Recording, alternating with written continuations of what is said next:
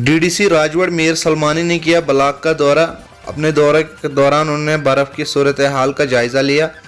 वहीं उन्होंने मीडिया से बात करते हुए कहा कि ब्लॉक में तमाम परेशानियों को फ़िलहाल बहाल कर दिया गया है।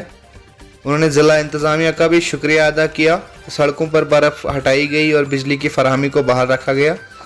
उन्होंने ये भी कहा कि अगरचे किसी को ब्लॉक में कोई भी परेशानी होती है तो वो हमसे डायरेक्ट रब्ता कर सकते हैं, हमारे पास आ सकते हैं। हम हर वक्त अपने ब्लॉक की फलाह बहबूद के लिए दस्तयाब रहते हैं। आइए देखते हैं हंदवाड़ा से हमारे नुमाइंदे आशिक हुसैन की खास रिपोर्ट।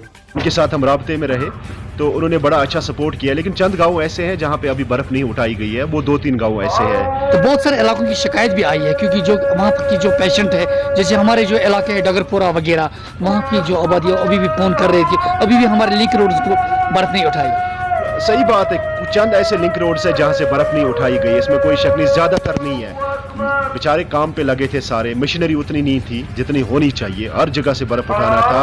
पहले ये भी देखना होता है कि रिसोर्स हमारे पास कितने हैं। जितने भी रिसोर्स थे हमारे, हमने पूरी यूटिलाइजेशन की वो रिसोर्स की in the form of snow cutters, JCBs वगैरह सब कुछ लगा दिए उन डिपार्टमेंट्स के। बड़े शुक्रगुजार हैं उनके। लेकिन इलेक्ट्रिसिटी का जहाँ तक मामला है, रेस्टोरेशन हो गई है, 2 दिन के बाद हो गई है, लेकिन बिजली का वो जो सिस्टम है वो ठीक नहीं है। और PHE जो हंदवाड़ा का जो PHE डिवीजन है, we are not happy with them honestly.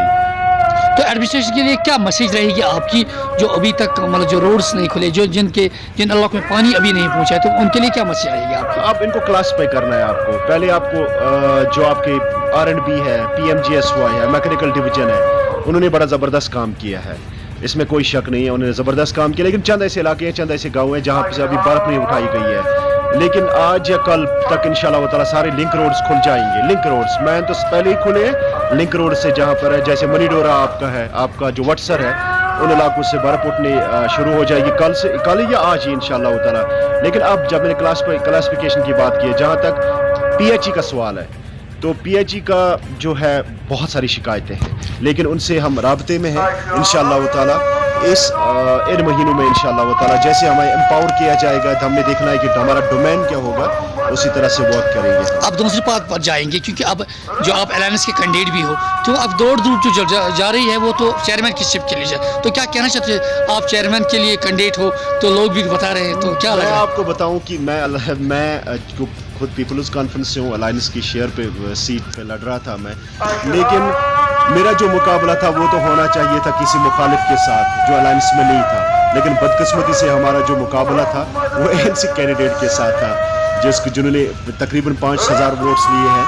हमने 9200 वोट लिए हैं, लेकिन उनके साथ हमारा मुकाबला नहीं। आप कैसे कह सकते हो कि वो NC कैंडिडेट के प्रॉक्सी कैंडिडेट थे? एग्जैक्टली मैं ये कहूँ कि वो प्रॉक्सी थे, या आप अंदाज़ा कर सकते हो कि उसके तो खुद के वोट है ही नहीं। जो वोट उन्होंने लिए वो तो NC के ही वोट है, ठीक है। लेकिन इससे पहले हम गए भी थे, जो आपके लोकल लीडर है यहाँ पे NC के, जो रिप्रेजेंटेटिव भी रहे हैं, मिनिस्टर भी रहे हैं, उनके पास जब गए हम, I was quite thoroughly disappointed. जिस तरह से वहाँ पे होना चाहिए था वो चीज़ें नहीं होगी, जैसे हमने पहले भी कहा था उनसे कि आप हमारी हर जगह पे साथ आइएगा। हर जगह पे नहीं, गाँव नहीं, जहाँ पे हमारे जो हमने कन्वेंशंस करवाए, एटलीस्ट वहाँ पर तो होना चाहिए था इनको। आपके जो ब्लॉक प्रेसिडेंट थे वो पहले थे, उसके 3 दिन के बाद वो गायब भी हो गए हैं, तो वो लगती है फिर। लेकिन जो भी अब चेयरमैन साहब का फैसला होगा, क्योंकि हम उस फैसले से बाहर नहीं निकल सकते हैं, क्योंकि मैं जुड़ा भी हूँ। मैंने जो पीपल्स कॉन्फ्रेंस ज्वाइन किया वो सजाद गनी लोन साहब